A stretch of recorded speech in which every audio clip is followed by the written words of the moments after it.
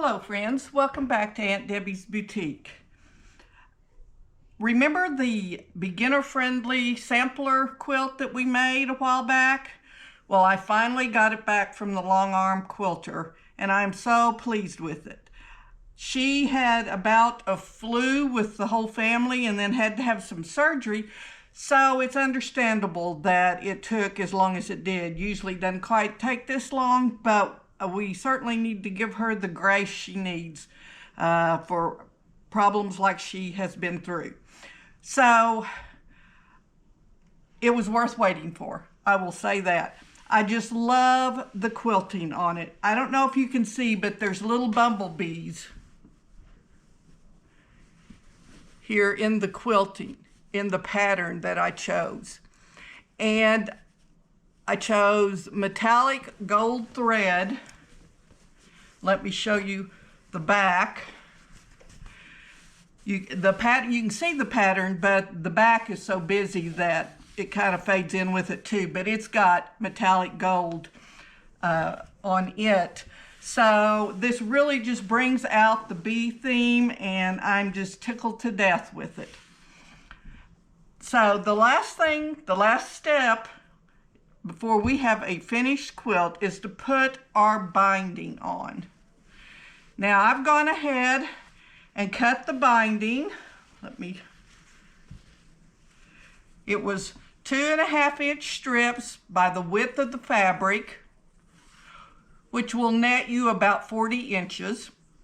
And my final quilt turned out to be 57 by 70.5. So I computed I needed about 6.5 strips. So I cut 7 strips of, I'm just going to use plain black. This quilt's so busy as it is, I didn't want to add another pattern to it. Now I've gone ahead and sewn 6 of the strips together and ironed them for the sake of efficiency. But I'm going to show you, I'm going to sew the last one on with you to show you, in case you don't know, how we do the binding. I'm going to try to kind of move this so that we have it in a spot we can see it. Now with right sides together, well, first of all, I want to trim off my selvages, and you can do this with your blade, or I'm just going to cut it off. Now since it's plain black, you can't really see the line very good of where the selvage is, but I approximate it. So with right sides together, we're going to put this at a right angle. Then I'm going to take, I have a white pencil here, and I know it's going to be hard to see because I can't hardly see it, so I'm going to mark the corner. Let's do this. Mark this corner here,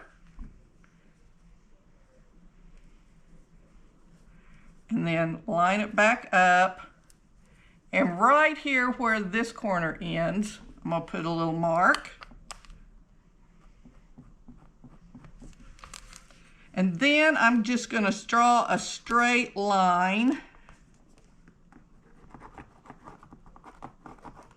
from one corner to the next. Now, with it at a right angle, one going this way, one coming down, and going from corner to corner. Make sure, yeah, I'm going to stitch right on that line. Then when I open it up, it's going to be straight and continuous. But what we're doing by doing it at an angle instead of straight across is we're distributing this bulk. So when it's wrapped around our quilt, it won't have bulks up from both sides stacked on top of each other. So that's why we do it that way. So let me take it over to the machine and you can watch me stitch this one little piece.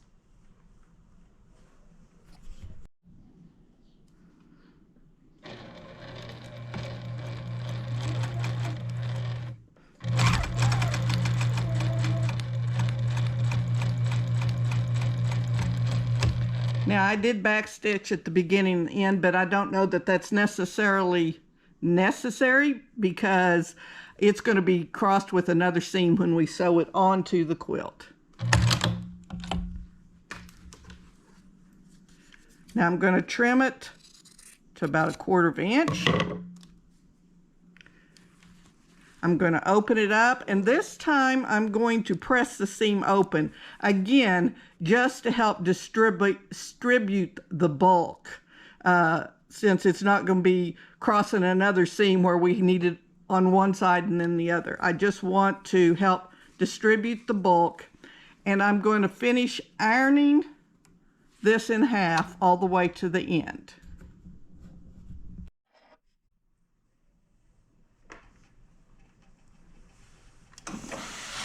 Iron the seam open.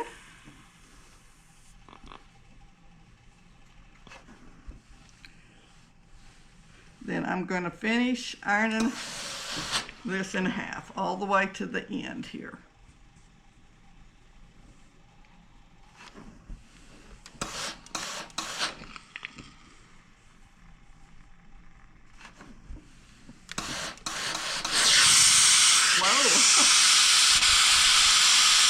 My iron likes to let out a little steam every once in a while.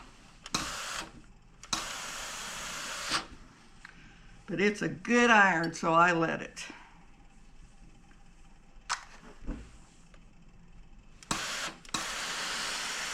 And if you're wondering, it's a Rowena Perfect Steam Pro. Okay, now that we have our binding done, we're going to attach it to our quilt. Now, when it came back to me, it had about 1 inch border of the batting and backing sticking out, where the Longarm quilter had trimmed it to that and left it to me then to square it up, which I have done. And according to my measurements, it's perfectly rectangular at the moment. And hopefully we won't mess that up. Okay, let's see here. I want to start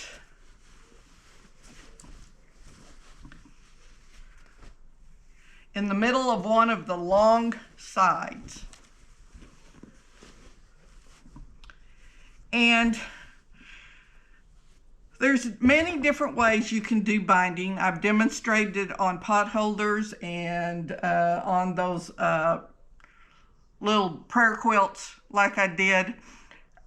But we're going to do this the long way, maybe the harder way, just because we've gone to the extra effort on this whole quilt that might as well finish it off good.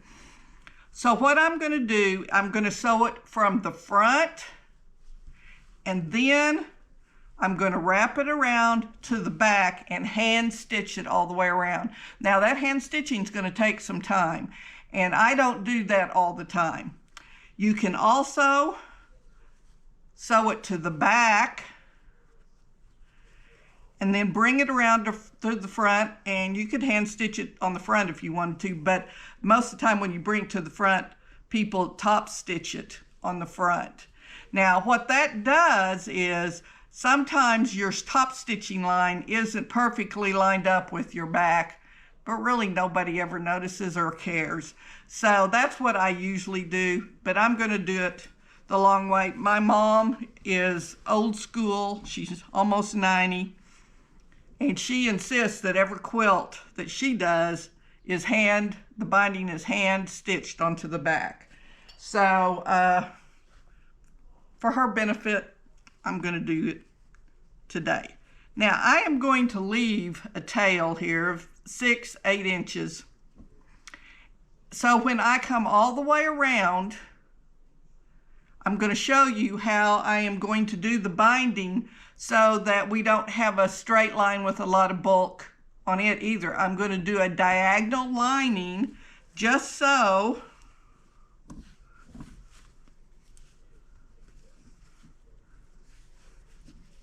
it turns out like all these other diagonal lines, and nobody will ever be able to tell where I started and where I stopped. Let's hope. As long as I do a good job of it. So I'm going to pin this all the way around.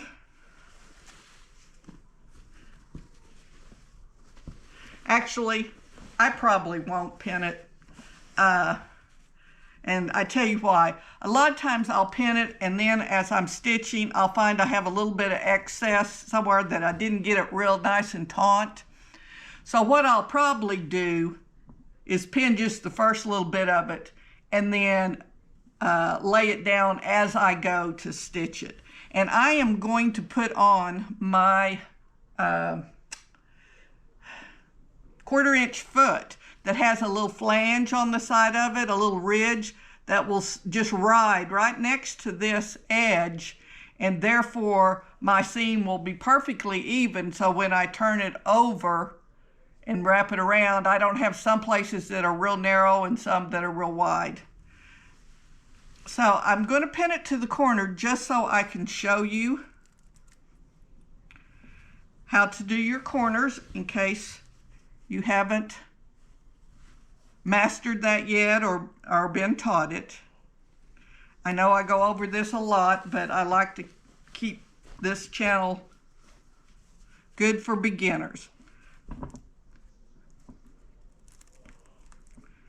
Okay, I'm going to go ahead and just kind of pin it there just to hold it. Now, when I get to the end, stitch it down and get to the end, I'm going to stop 1/4 inch. Let me mark it with my white pen. Maybe you can see it better if I do that. Okay, there is the end, where it comes to the end of the quilt, and I'm going to back up and stop about 1/4 inch. What I'm going to do, I'm going to sew right up to that point, then I'm just, so here I am sewing along, and then we draw it a little better. I'm going to come up to this point, and then I'm just going to back it off the edge there. Okay? So now I'm going to put a pin here so you can see what I'm talking about. So we are stitched right to that point. Get this a little out of the way. Then I am going to fold this at a 45-degree angle so that this here is perfectly parallel with this, okay? And then I'm going to fold it back on top of itself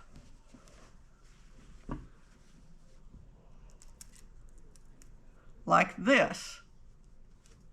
So what we have is a little 45-degree, a little pleat in here that's got a perfect 45-degree angle on it. So then I'm going to pick up 1/4 inch in, just so I don't catch this funny. And then I'm going to start sewing again. I hope that is clear and you can watch me do it while I stitch this at the machine. So let's go stitch this binding on.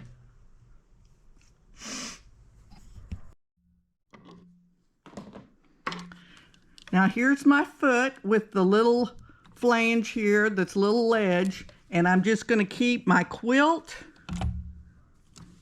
and my binding right up next to it.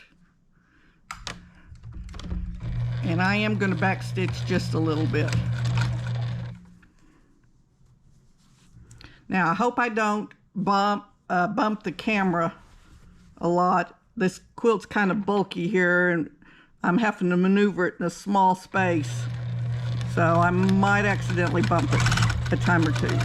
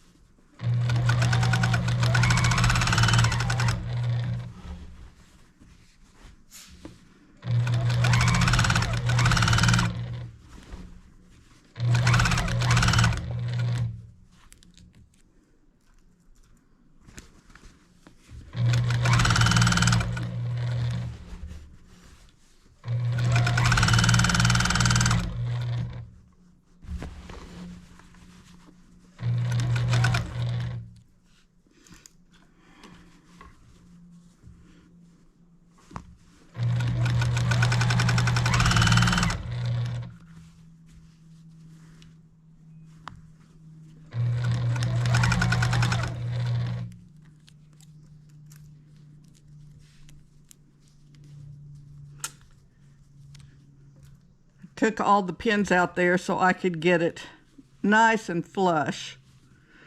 So I'm going to stitch right up to the within a 1/4 inch. Then I'm going to back off, cut my thread,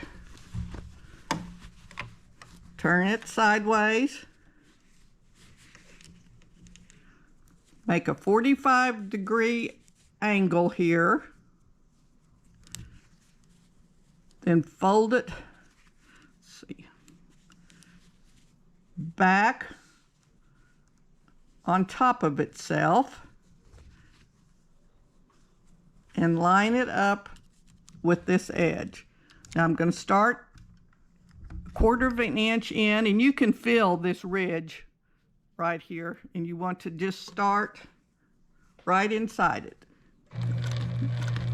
You don't want to catch the other side.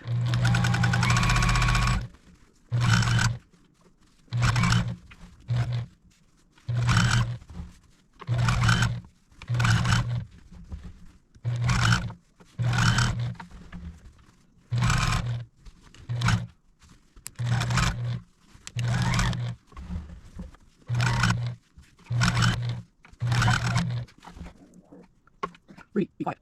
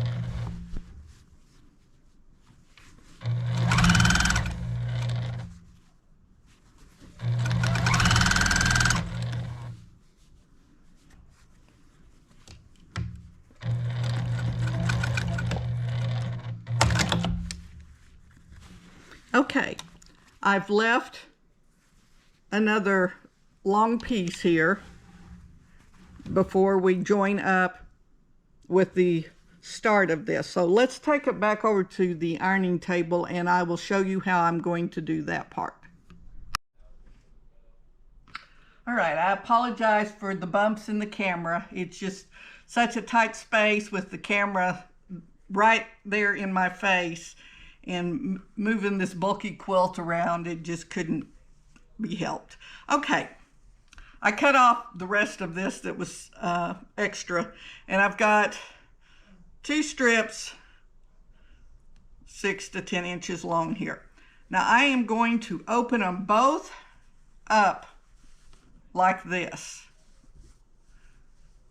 and then I'm going to take one of them and fold it at a 45-degree angle here,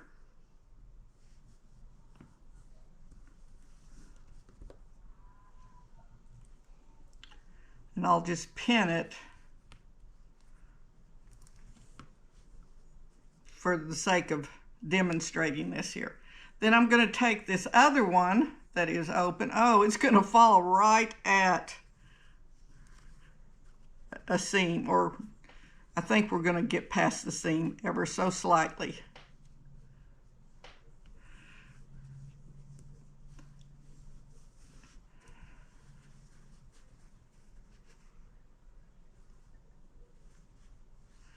And I'm going to fold this one at a 45-degree angle.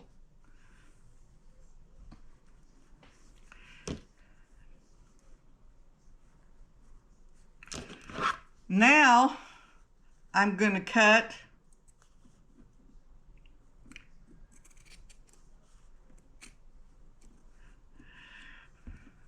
if I can, cut straight. I cut a 45-degree angle all the way across there, and you will notice when you fold it back, it has this. And what I did was I didn't explain that very well. I'm going to put a nice crease in this so I can see where my seam is going to be, and then I cut it about a 1/4 inch away from where my seam's going to be. Now, I can line these up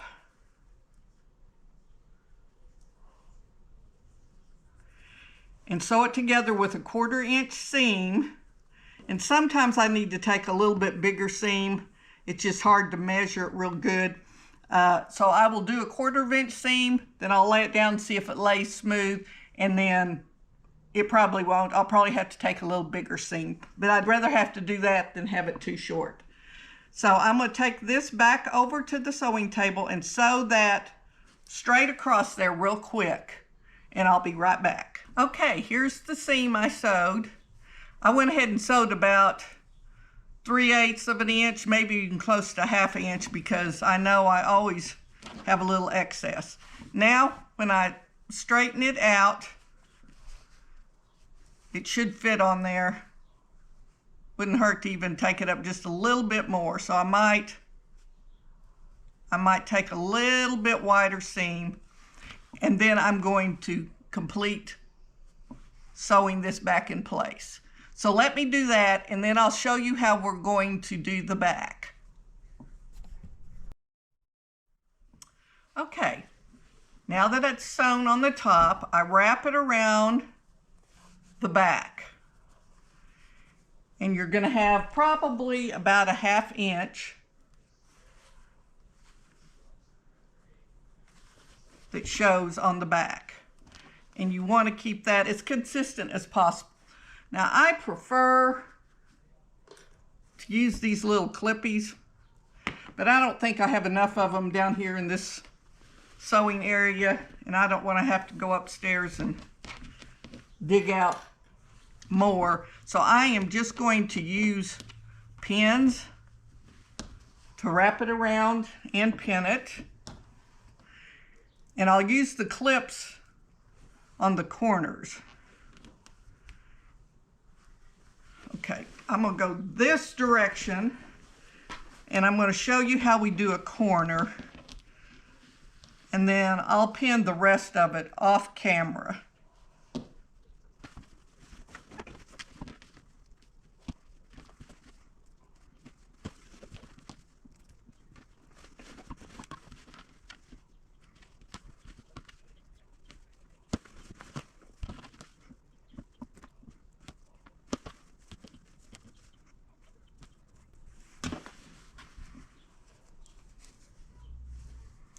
Okay, here's how we're going to do the corner.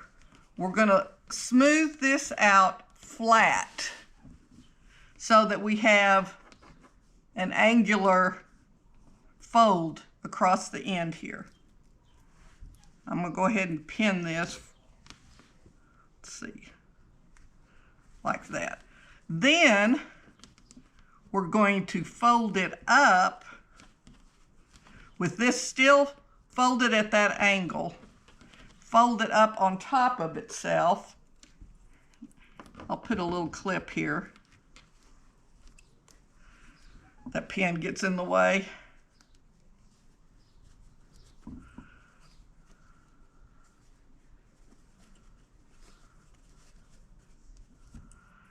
And what we should have, I don't know how well you can see this, but the 2 point, it should turn a corner there. Well, that's slipping out.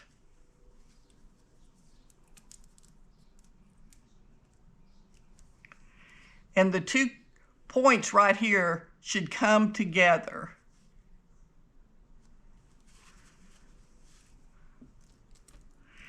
And it's hard to hold it right in a clip or a pen, either one, but it's real easy to straighten it up when you're actually sewing it. Maybe that looks a little better. So I am going to continue on around and pin this down. It really helps to have it pinned. And then, well, let me show you. I won't come back to do that. I'll just show you now. I can start stitching on part of this. I've just threaded a regular hand needle, tied a knot in one end, and I'm going to use a single thread. I'm going to start somewhere here in the middle, and I am going to sandwich my needle here, if I can. I'm wanting to pull these 2 apart. There I go. And so I want to start my stitch back here so that I hide my knot. It's like carpet fuzz or something there. Okay, so now my knot's underneath here. Now, there's 2 different stitches that you can use. I'm probably going to use a blind stitch. I'm going to take a little tiny bite right here through the back of the backing fabric and the binding.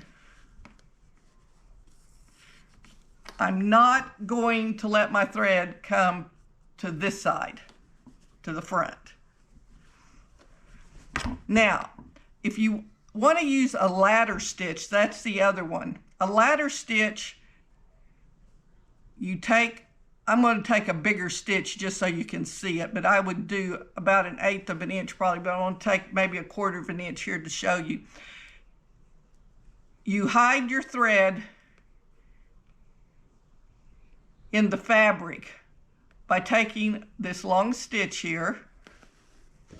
Really, it should be a short stitch, and then you go directly across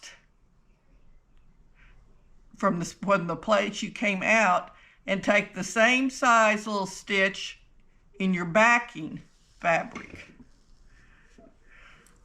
Of course, I'd get a knot when I'm demonstrating this.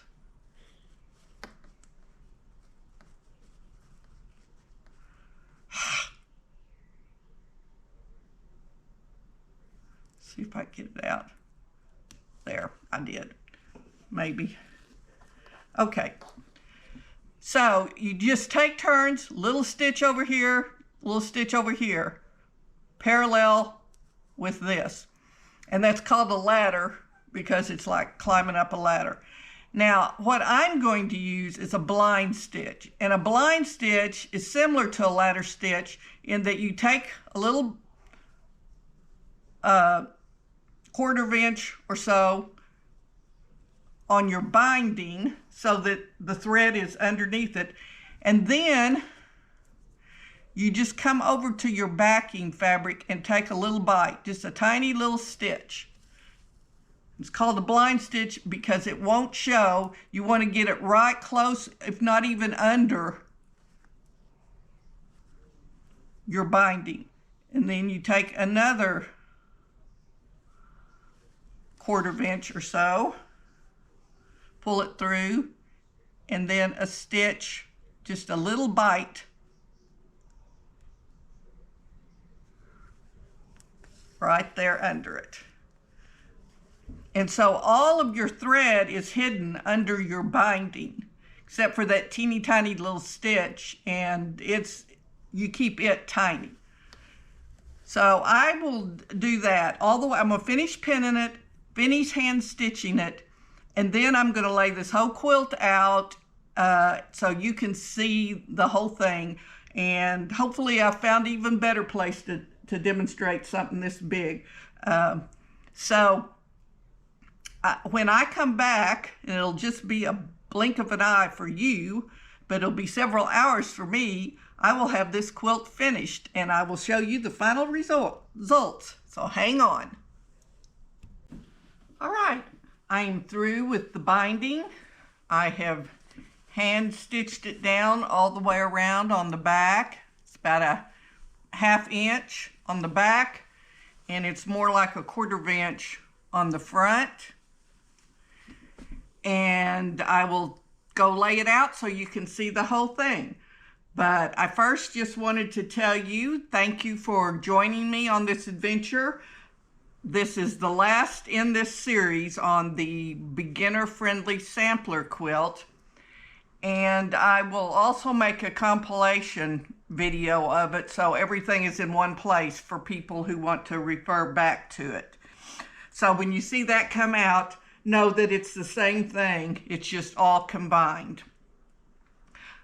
I did want to tell you too that I paid $178 to have this long arm quilted. And of course I didn't do custom, I just picked a pattern. I did pay a little extra to get one of the more expensive designs on it because I just had to have those little beads on there. I think if I had picked a cheaper design, it'd been more like $130 or something like that. And the final quilt is right at, it's like 58 by 71 or something like that. So real close to 60 by 70. Thank you for joining me. And if you would, please like, subscribe, share, comment. Anything you can do helps me. I am going to try doing some, maybe only once a week a video, but a longer one so I can get an entire quilt top done in one video. I'm going to experiment with that and see if that works better than breaking it up in a whole bunch of little pieces. So it will take me a while to do a whole quilt top, so that's probably why it would only be once a week. So we'll try. I may throw some smaller ones in between. Who knows? But once again, thank you for joining me, and I will see you next time. Remember, whatever you do, do it to the glory of the Lord, and stay tuned for the final pictures.